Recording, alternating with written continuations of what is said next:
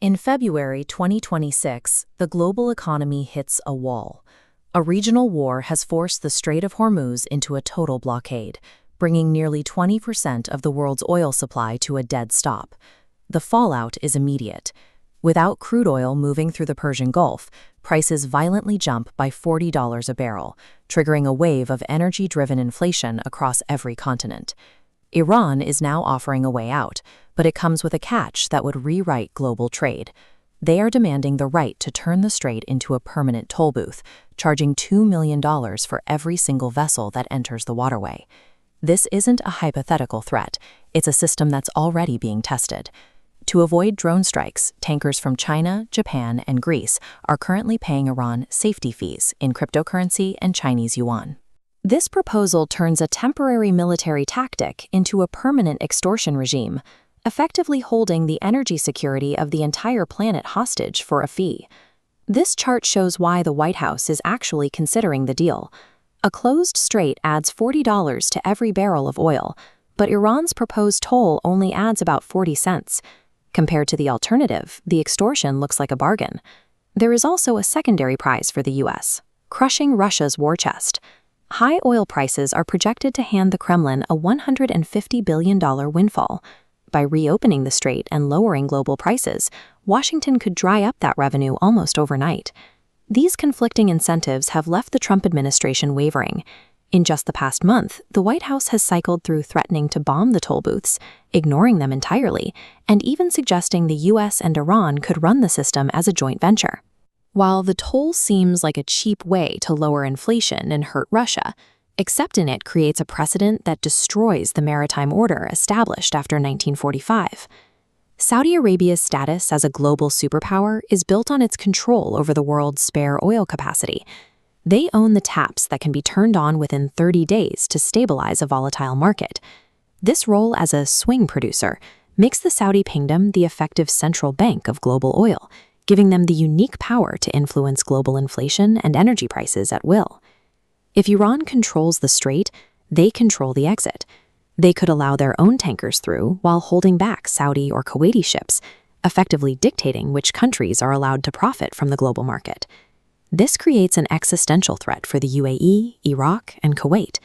If they oppose Tehran's regional agenda, the Iranian military can simply choke their exports, starving their economies until they comply. By seizing control of the export route, Iran strips the Gulf states of their primary geopolitical leverage, becoming the new dominant regulator of the world's energy supply. Under the UN Convention on the Law of the Sea, natural waterways like the Strait of Hormuz are protected. International law explicitly forbids coastal nations from charging tolls for the passage of merchant vessels through these straits. This is why the Suez and Panama canals are legally different. Because they are man-made infrastructure requiring constant upkeep, their owners are allowed to collect fees. Natural straits, by contrast, are required to be free for all. We often view the ability to ship goods across the ocean for free as a natural right. In reality, the era of open, untaxed seas is a brief and highly unusual exception in the history of human trade. For centuries, maritime trade was a gauntlet of taxes and tributes. Denmark grew wealthy for 400 years by forcing every ship entering the Baltic to pay sound dues under the threat of artillery fire. The Portuguese and Ottomans ran similar systems, treating the ocean as a private road. This modern system of free trade only exists because the U.S. Navy has spent the last 80 years actively patrolling every major choke point, ensuring no nation or pirate could reestablish these historical tolls. Accepting this toll abandons decades of international law, forcing global shipping back toward a historical norm defined by maritime extortion. Once the U.S. legitimizes Iran's toll booth, the legal protection for free seas is effectively dead. Every other nation with a vital choke point will begin calculating how much they could earn by following Tehran's lead. Denmark could revive its taxes on Russian oil exiting the Baltic. Turkey could follow suit, tearing up treaties keeping the Bosphorus open. The cascade would hit Malacca, Gibraltar, and the Arctic. Suddenly, every global trade route is blocked by a national tax. A single pragmatic concession in the Middle East provides the legal blueprint for every coastal power to seize and tax the international waterways at their doorstep. This leads directly back to mercantilism. As tolls stack up, global logistics slow down, and the cost of fuel and food rises permanently. The military cost is even higher.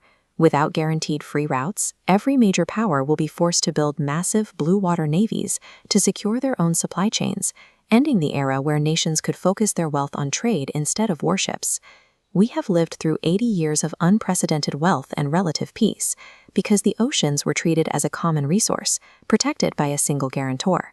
Formalizing the Iranian toll booth marks the definitive conclusion of the Pax Americana and the globalized trade it once guaranteed.